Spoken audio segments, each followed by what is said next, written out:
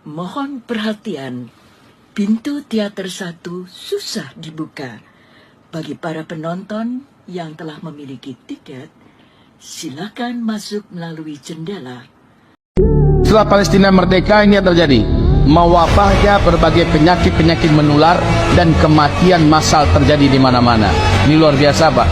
Akan banyak yang terjadi meninggal karena penyakit nggak jelas. Mewabah setelah Palestina merdeka. Ya, lalu kematian massal terjadi di mana-mana. Di situ mati satu kampung, di situ mati, banyak yang mati.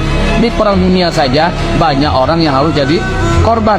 Tambah lagi kelaparan, ya, tambah lagi bencana-bencana alam, ditambah lagi mewabahnya penyakit dan kematian.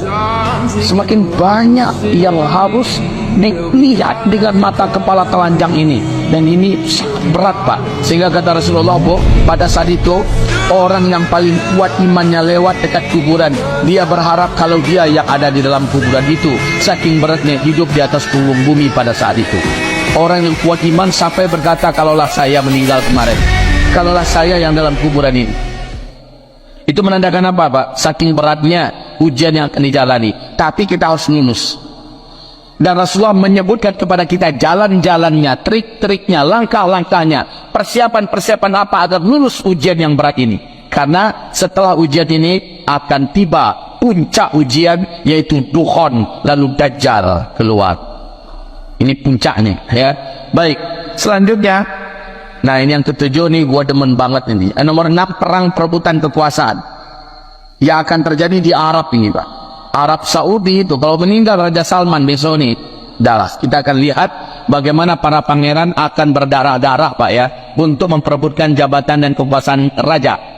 Begitu juga dengan negeri Arab lainnya. Ini nggak tahu lah Indonesia ke depan seperti apa. Yang jelas setelah Palestina merdeka akan banyak perselisihan dan pertengkaran sampai berdarah untuk perebutan kekuasaan. Masing-masing ini ada hadisnya, ya.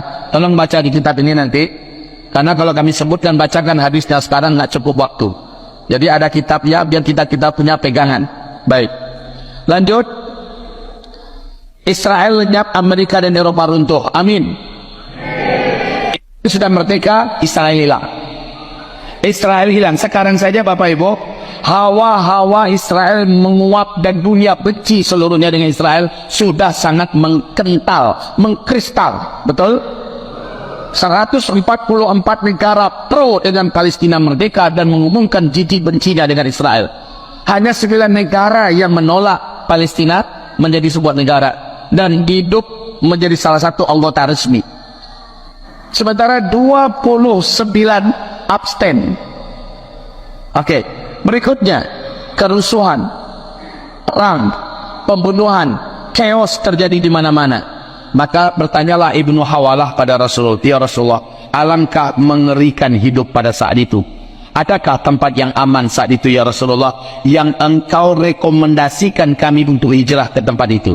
Ada, kata Rasul. Di mana, ya Rasul? Kemana kami akan hijrah? Di mana tempat yang paling aman saat itu? Nabi berkata, Palestina. Syam adalah tempat yang teraman saat itu di muka bumi. Terbalik, ya Pak, ya. Sekarang tempat paling kacau di mana? Tempat yang paling tidak aman di mana? Tempat yang paling tragis di mana? Semuanya di Palestina, tapi akan dibalik oleh Allah semuanya. Negeri Arab akan menjadi negeri yang paling kacau. Sehingga kata Rasulullah, Umranul Maqdis harabu Yathrib.